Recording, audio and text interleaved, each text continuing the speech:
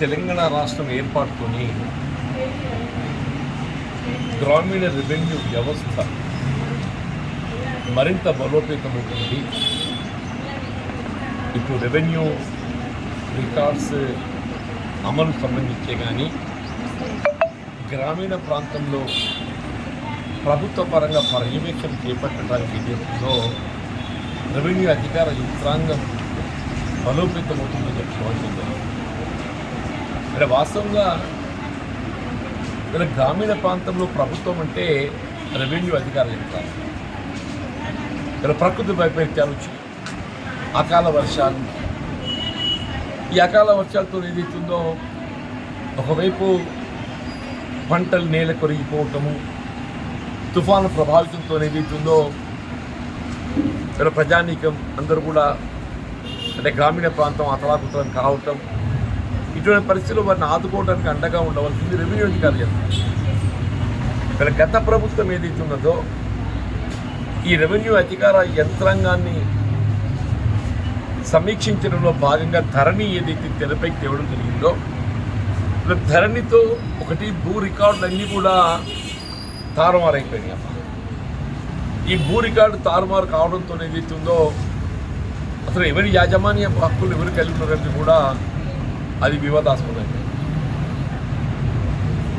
గ్రామీణ ప్రాంతంలో ఉన్నటువంటి యొక్క రెవెన్యూ అధికార యంత్రాంగం విలేజ్ రెవెన్యూ ఆఫీసరే కానీ విలేజ్ రెవెన్యూ అసిస్టెంటే కానీ వీళ్ళు ఒక విధంగా ఇటు రెవెన్యూ శాఖనే కాకుండా ప్రభుత్వాన్ని మూల స్తంభాలు అమ్మంటుంది. ఇక్కడ గ్రామ స్థాయిలో village revenue officer, village revenue assistant వీళ్ళు పాలనకు మూల స్తంభాలు అంటున్నాను. ఎక్కడికి ఎవరికి ఏ ఆపద వచ్చినా ప్రభుత్వ పరంగా కళ్ళ ముందర కనబడేది విఆర్ఏ, విలేజ్ రెవెన్యూ అసిస్టెంట్ అమ్మ అని చెప్పండి.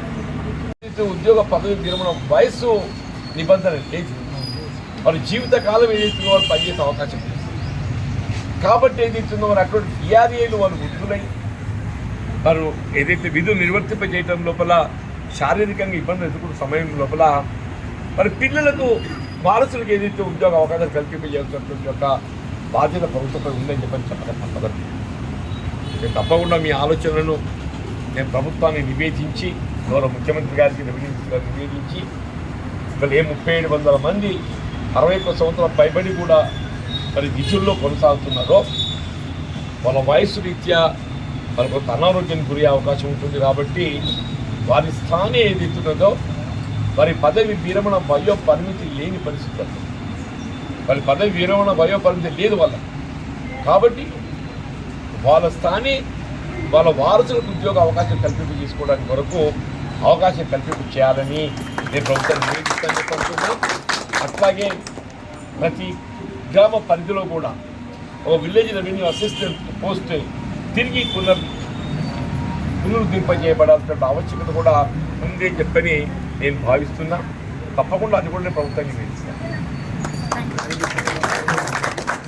పడి మరి అసలు వాస్తే ముందస్తుగా సమాచారం అందింపజేసేది విలేజ్ రెవెన్యూ అసిస్టెంట్.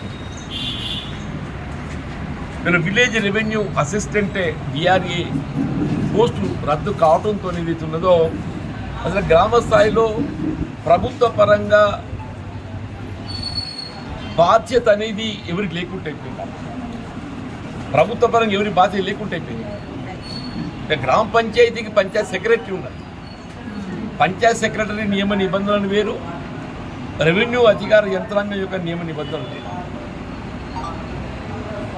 ఇలా రాష్ట్ర ప్రభుత్వం రాష్ట్రంలో కాంగ్రెస్ ప్రభుత్వం రావడంతో ఏదైతుందో అసలు ఏ ధరణితో రెవెన్యూ రికార్డ్స్ తారుమారైపోయాయి. ఇవన్నీ అన్ని కూడా సమీక్షించి పరిశీలించి తిరిగి యాజమాన్య హక్కులన్నీ కూడా వారి హక్కులకు అనుగుణంగా కల్పించాలనే భావనతోని భూభారతి తెరపైకి తేవడం, ఇలా భూభారతి ద్వారా కొంతమేరకు ఏదైతుందో ఇలా ధరణి ద్వారా హక్కులు కోల్పోయినటువంటి వారికి అందరికీ ఏదైతుందో తిరిగి వారి యాజమాన్య హక్కులు కల్పింపజేయడానికి ప్రభుత్వం చర్యలు చేపడుతుంది. అది కూడా ఇంకా ఏదైతే పూర్తి స్థాయిలో మరి అమలు జరగడం కాలేదు. మరి భూభారతి చట్టం కూడా ఏదైతే ప్రభుత్వం భూభారతి చట్టాన్ని రూపొందించి భూభారతి చట్టం అమలుకు సంబంధించి ఏదైతుందో ఇంకా రెవెన్యూ అధికార యంత్రాంగం ఏదైతుందో అవన్నీ సమీక్షించి సరి చేయాల్సినటువంటి యొక్క ఆవశ్యకత ఉన్నది. అదన్నీ వాస్తవం ఆగస్టు 15 ఆగస్టు లోపల ఇవాళ భూభారతి చట్టం పూర్తి స్థాయి లోపల మరి రెవెన్యూ అధిక హక్కులన్నీ సమీక్షించి అమలు చేయడం జరుగుతుందని చెప్పని పేర్కొని ఉంటాం. అయినా కానీ ఇంకా ఇప్పుడు సాదా బైనామా ప్రక్రియ అట్లే ఉండిపోయింది. రెవెన్యూ అమలు చేయడానికి కొంత చర్యలు చేపడుతున్నాం. రెవెన్యూ వ్యవస్థలో విఆర్ఓ విలేజ్ రెవెన్యూ ఆఫీసర్స్ ఏదో వాళ్ళ గతంలో అయితే వాళ్ళ శాఖలు బదిలీ చేశారు, ఇతర డిపార్ట్మెంట్స్కు మరి బదిలీ చేశారు విఆర్ఓ సర్కార్. తిరిగి విఆర్ఓ వ్యవస్థను పునఃప్రతిష్ఠించే విధంగా మళ్ళీ వాళ్ళ యొక్క ఆప్షన్స్ కోరి వాళ్ళందరినీ కూడా ఏదైతే ఎవరైతే రెవెన్యూ డిపార్ట్మెంట్కి తిరిగి రాదలుచుకున్న వారందరినీ కూడా వాళ్ళ యొక్క కాన్సెంట్కి అనుగుణంగా తిరిగి చేసుకోవడం జరిగింది.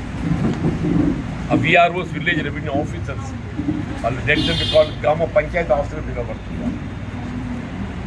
అట్లా విఆర్ఏ కూడా విలేజ్ రెవెన్యూ అసిస్టెంట్ కూడా. ఈ విఆర్ఏ వ్యవస్థపై ఇంతవరకు ప్రభుత్వం ఏదైతే ఉందో ఇంకా తగు నిర్ణయం తీసుకోలేదు. ఏ విధంగా విఆర్ఓ వ్యవస్థను తిరిగి పునఃప్రతిష్ఠింప చేయడం జరిగిందో విఆర్ఏ వ్యవస్థను కూడా పునఃప్రతిష్ఠించ. అప్పుడు ప్రతి గ్రామం లోపల మనకు ఒక విఆర్ఏ ఉంటే ఏ సమయంలో ఎవరికి ఆపద వచ్చినా ప్రభుత్వ వైపరీత్యాలే కానీ ఇతరత్ర కానీ ప్రజానీకానికి అందుబాటులో ఉండి ప్రభుత్వాన్ని ప్రతినిధిగా పనిచేసే అవకాశం ఉంటుంది.